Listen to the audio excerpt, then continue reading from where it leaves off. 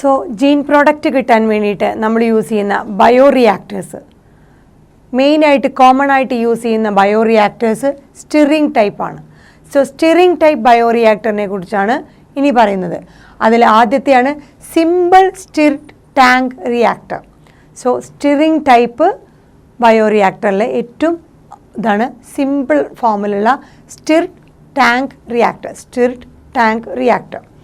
So അതിൻ്റെ പ്രത്യേകത എന്ന് വെച്ചാൽ അത് സിലിണ്ടറിക്കൽ ഷേപ്പായിരിക്കും. അതിൻ്റെ താഴെ ബേസിൽ കർവ്ഡ് ആയിരിക്കും. സോ കർവ്ഡ് ബേസുള്ള സിലിണ്ടറിക്കൽ ഷേപ്പുള്ള ഒരു റിയാക്ടറാണ് stirred tank reactor.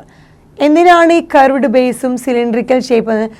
To facilitate the mixing of the reactor contents. ഈ ബയോറിയാക്ടറിലുള്ള കണ്ടൻസിൻ്റെ മിക്സിങ് കറക്റ്റായിട്ട് നടക്കാൻ വേണ്ടിയിട്ടാണ് ഈ സിലിണ്ടറിക്കൽ അതുപോലെ കർവ്ഡ് ആയിട്ടുള്ള ബേസ് ഉള്ളത്. സോ കർവ്ഡ് ബേസ് ഉണ്ടെങ്കിൽ കുറച്ചും കൂടി നന്നായിട്ട് അതിൻ്റെ റിയാക്ടർ കണ്ടൻസ് മിക്സ്ഡ് ആവും. ആൻഡ് അതിലെപ്പോഴും ഒരു സ്റ്റിറർ ഉണ്ടായിരിക്കും. അതുകൊണ്ടാണ് ആ പേര് വന്നത് stirred tank reactor, stirring type.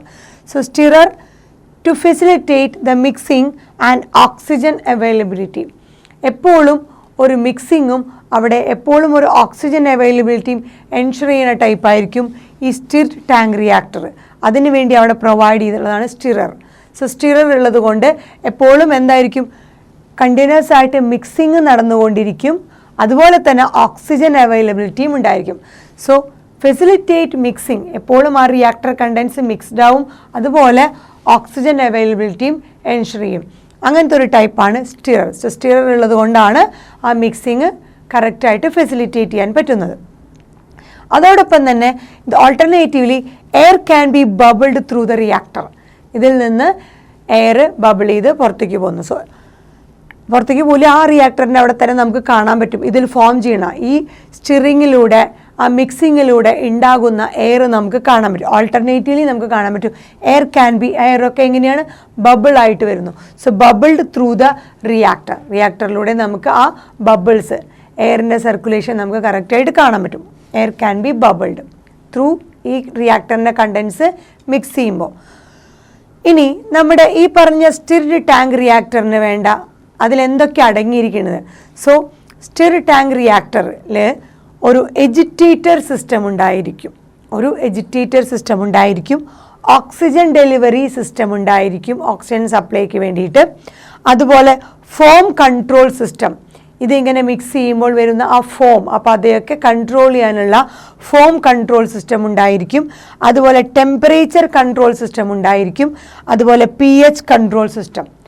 So agitator system ഉണ്ടായിരിക്കും. അത് കണ്ടിന്യൂസ് ആയിട്ട് മിക്സിങ് ആവാൻ വേണ്ടിയിട്ട് എൻഷുർ ചെയ്യണം. Agitator system, oxygen delivery system, foam control system, temperature control system, അതുപോലെ pH control system. One more system ഉള്ളത് സാമ്പിളിംഗ് പോർട്ട്. ഇതിലേക്ക് സാമ്പിളിംഗ് പോർട്ടുകളുണ്ട്. ഇപ്പം നിങ്ങളെ കൾച്ചർ ചെയ്തുകൊണ്ടിരിക്കുന്ന സെല്ലുകളെ തിരിച്ചറിയാൻ ഇടയ്ക്കിടയ്ക്ക് നമുക്കിതൊന്ന് ചെക്ക് ചെയ്യാൻ വേണ്ടിയിട്ടുള്ളതാണ് sampling ports. Small volume of the cultures withdrawn periodically. ഈ റിയാക്ടറുകളിൽ നിന്ന് ചെറിയ എമൗണ്ട് ഓഫ് വോള്യൂം ഓഫ് കൾച്ചറിനെ നമുക്ക് വിത്ഡ്രോ ചെയ്യാൻ വേണ്ടിയിട്ടുള്ളതാണ് സാമ്പിളിംഗ് പോർട്ട്സുകൾ. സോ ഇത്രയും ആയിരിക്കും ഉണ്ടാവുക ഇതിൽ ഒരു സ്റ്റിറിങ് ടൈപ്പിൽ.